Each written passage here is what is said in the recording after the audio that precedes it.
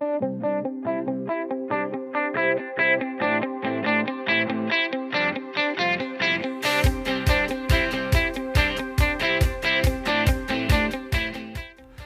week, the Federal Reserve released a policy statement summarizing its last meeting. The markets interpreted that policy statement as being more hawkish than expected. Is that interpretation correct, or is there still room for doves to make their case? And so what exactly did the Fed say last week? Well, the economy is growing at a moderate pace.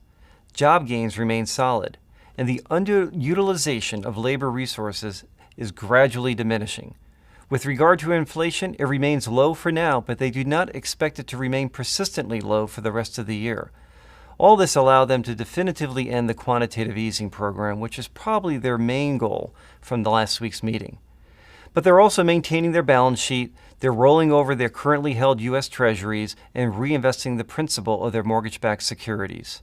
All in all, the Fed is remaining data-dependent. They basically said if the economy is stronger than expected, rates will likely rise faster than what people expect. And if the economy remains weaker than expected, rates will remain low for an extended period of time. So we now know the obvious. We remain steadfastly in the lower for longer camp. There was actually very little new information from the Federal Reserve statement last week, other than the Fed's strong desire to end their quantitative easing program and declare it a success. The Fed is now data dependent. And what is that data? Inflation is low and the economy is growing at a moderate pace. And what we take away from that is that the Fed will not risk a negative surprise to the markets and act preemptively. Policy is asymmetric, not just for the Fed, but for central banks around the world. The markets only want to see positive policy surprises.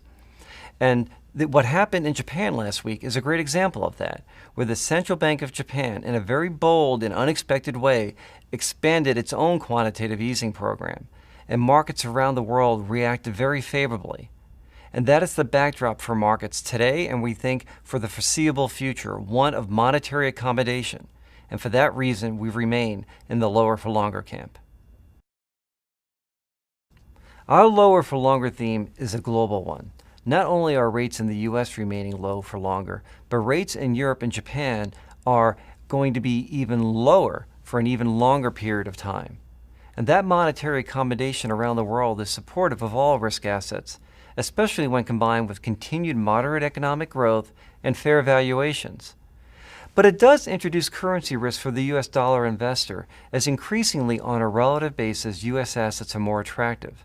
And that is one reason why we have recommended moving more assets outside the U.S. into U.S. equities and U.S. bonds. But whether you're a euro investor, a Japanese yen investor, or a U.S. dollar investor, there is one common theme with regard to our investment strategy, and that is cash remains unattractive in a world where all rates are remaining lower for longer.